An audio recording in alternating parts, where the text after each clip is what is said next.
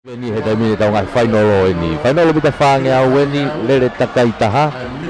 Aia koe Mitchet whānau whine iki au pito weni. Oku i whainolo koe ni e whānau whine. Oku ai ofa la tu mei hifo. Crystal City la venga maari. Ka paita sa tini tonga Side School. Salome Horika Tailulu. Keriwaki Kolotau Tailulu. Suriana Palanite Apo Ana Kauwaka. Takuilau pia mo hiva tanginoa Riahona.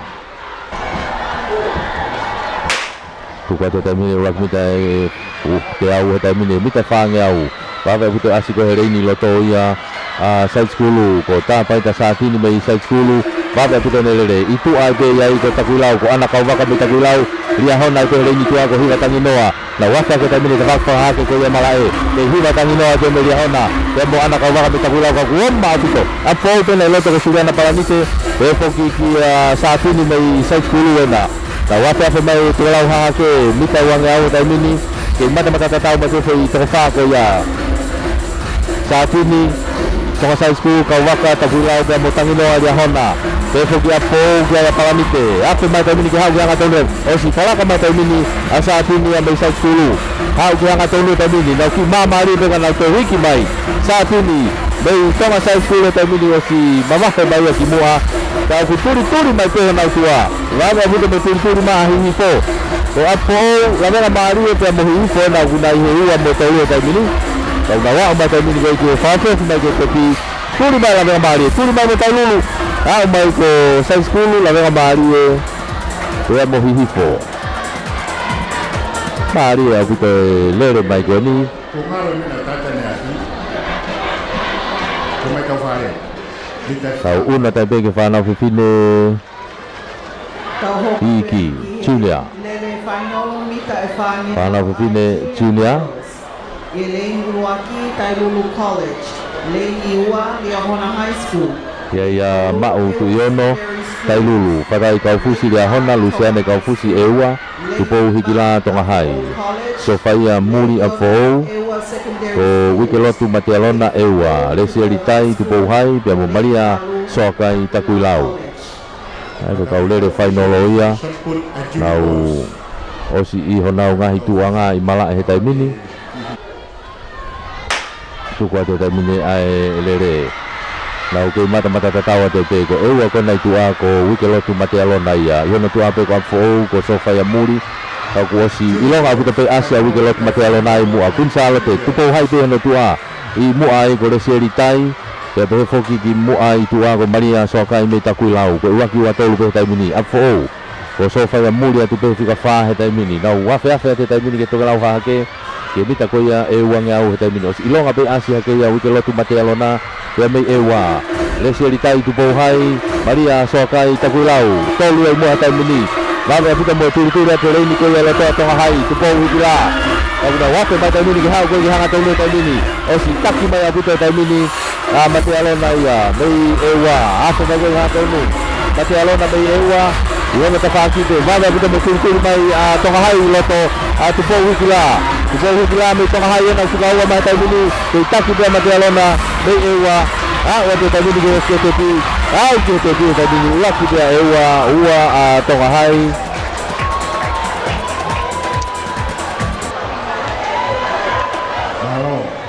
Tolu ake ko Wikelotu. Oh ya. Wikelotu Matialona Ewa. So ki ilonga ko sa si ai hoko ko e fe au hi e kau fe au hi i he ngahi i tatau ke fotu tu ko e polo kalama i ngahi i veni o se lere ke o si hela e whanau i ai ko nawa Mita tau pe. Ko ia Mitchell Girls discuss this is okay tau unat i he tau whanau ke fine loto taimini whanau ke fine loto intermediate with our seni ke kau tolo okay Junior Girls. Otolanta Mafi Tailulu ko Tonga Tupou Kunsalote Ma Utu Yono Tailulu Romai Berg Apo Lostika Feke Tonga Hai Eleanor Anof Kunsalote Merekei Kunsalote Watelose Tontonu Ewa Teu Yup Alu mata tatau atu pe taimini na ulere itu ai pe ko eua wa tere se tontonu ko ere no nofena o whakalaka ke taimini ere noa ia rostika wheke pena i ono tuape ere noa pe molostika na taumi ke taimini tuape whoki kia tontonu mei eua na unau taumi toko tolu atu taimini i mua a ua o te taimini ke tokalau hake ko ia o malae kei ere noa nofa ko rostika wheke pe amo wa tere se tontonu mei eua afe mai taimini ke hau ko ia ke mitai wange au takai mai ke taimini ke hau ke hanga tonu taimini ki tomo mai ki mua no ere noa mei kusalo te rostika pe iwana tuape afe mai ke hau ke hanga tonu na mamahe mai naua ma utu iwana na mei tai lulu kufaka pita mani turu mai irengi ko ia loto na gosi mamahe au pita mai ere noa ia mei tai kusalo te ere noa no kusalo te rostika peke toa hai ma utu iwana na mei tai lulu sika tolu mai taimini na wa ko te pita mini Eleanor Rostika Mautu Yono e mo Romai Bek Punta Lote tonga hai Tailulu Lucky Watoluya Junior boys long jump. Sagi ko na lawe kai sa si ko o si ko na ulere ko ni ko na ulere pe he tolo ko na ulere he tolo ko te na ulere he fangiau te na ulere he te au te na ulere pe he fuka motu te oska to honu na ko na tolo pe fo ni me ka ulere tatau pe ya na ulere ka to pe ngai lere anu tu ke pe to wa fe ni nai ko higa ko ke anga ko fo tu ko ngai iveni o hoko ia ke kau fe au na winga foko no ai ahoe fa ke te va venga taimi pe to ma fola te ngai fe au hi ke ua fu hoko pe fe au hi hata ka ko di ko e ku peni ko he la ia nge ko skula mo na tolo e tau ko ni so ko fra ilonga ko fra ilonga e ko hoko pe ko ngai iveni e to ki la he nga ko skula tau unu mai tau tole taimini ki he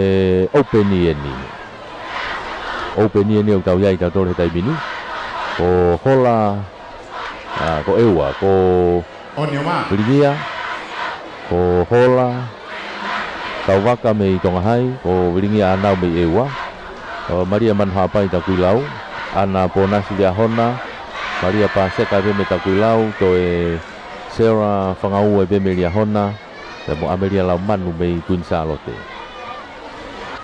ko hoko atu ko kia he taimire rei taha ko se koni e fitu nima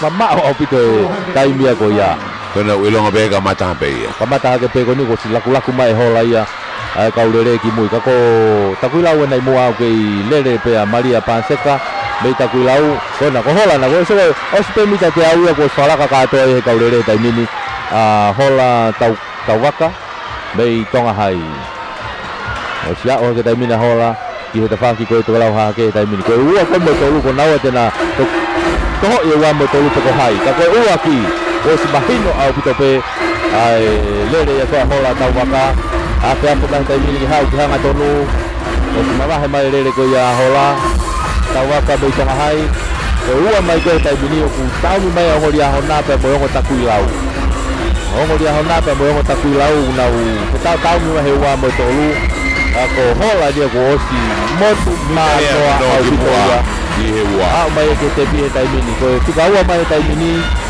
ko takuilau ko Maria Paseka na me takuilau ha ko he wa ko Maria manhapa i pena tika tolu atu pe me takuilau ai pe ko unuma e wa wiringa anau fika fa tato hoka tua i ngori ahona e ua ana ponasi pe mo sewa whakau pe ko Queensa Lote ni to whakawa umai ko ni o Amelia lau manu la vai e whanau pe pine ia la vai e tau whanau pe pine tau hoka tau tolai pe heni ke tau whanau tangata ko tau whanau tangata i he mita whangiau takai taha micet Udah sini ya kata finals ai dele mita fangiau te tau hoko level ke fuaki metari te tau hoko ne taimini ke 400 meter finals ai senior girls Elaine Iwaki Tong High School, Lane Iwa Ewa Secondary Schools, Lane Tolu Liahona High School, Lane Fa Tailulu College, Lane Nima Dago tau hoka tonu ke whanau whiwhine senior, Lane Fitu Liahona High senior, School, Moe Lane Valu o kiai a Maria Hufanga tonga hai, lavini a afu eua, Oriana Antoni Liahona, pae a whatawhehi Tailulu, mere la taimoa kunsalote, mere kafa kunsalote, tupo moturiki Liahona, bea mo mere nau, tau whahau kilorevu. Hange ko te au kai ke asi heni a mere nau, mere la tu ia mei tau whahau kilorevu. O tonu ke ihereine valu, ai feau koia mamalo atu ke tau mamata sipoti o molava mai ahoni ke tau fraosi a sipoto no hiva mo fulu mafa pea o fe aha peheri e ka mamata sipoti kai maro ko ni hau pe. tangata tikeflon atongani santes latu o kunelava mai e ahoni ke Koe tau whahau kilorevu na ku koe au mai pe mo ia ke kau. mamalo atu santes o Patu ke whainolo pau ke iai. iai pe mo kau Kai kai ke iho whainolo aho ka ke misi hao foi whainolo. akato e tau feau Ko ne tamate i kato ai pe toe ngai whiau hi kou ke kau ki ai. Ka koe kau whawhine nau nau tu he taimini. Koe taimine rei taha ko he ni ko mere kafa. Mei kunsalo te. Mere kafa mei kunsalo te. Taimine rei taha e pa hoka tai pe kia mere la taimoa. Mei kunsalo te ai pe. Open goal. Ea Dribble jump, open goals. pe foki ki a pae a whatawhehi o Tailulu. Hai ko kau whine mo ia o nau mei taimine rei taha ko ia. Dribble jump, open Mei goals. mita whaange au he taimini. Mere kafa kunsalote, mere la taimoa kunsalote. Pea mo pae a whatawhehi mei Tailulu. A mei mao e taimine rei. Kau kia iba mo Oriana Antoni mei lia hona. Ofia tu pe mo e taimi i moa. Tapi on. Te teu kakate whairene walu.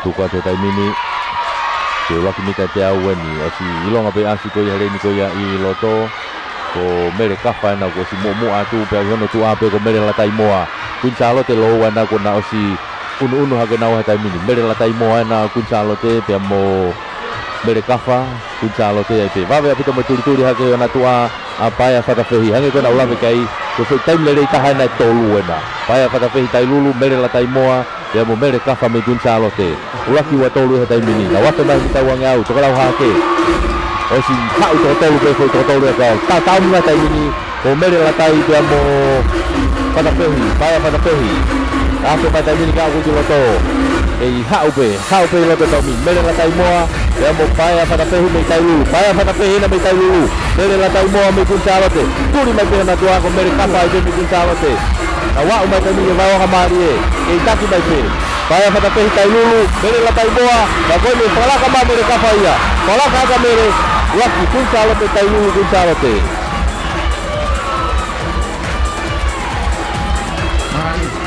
mere kafa kunsalote e ikuna ia ko i lere ko ia ua ki aia paia whatawhehi Tailulu pe to tolu mai pia la tai mere la tai moa mai kunsalote ai pe Tau te tewa tēni ki final lele mitai whaneau Mitchell Boys. Lane number 1, Kupo College. Lane 2, Tonga College.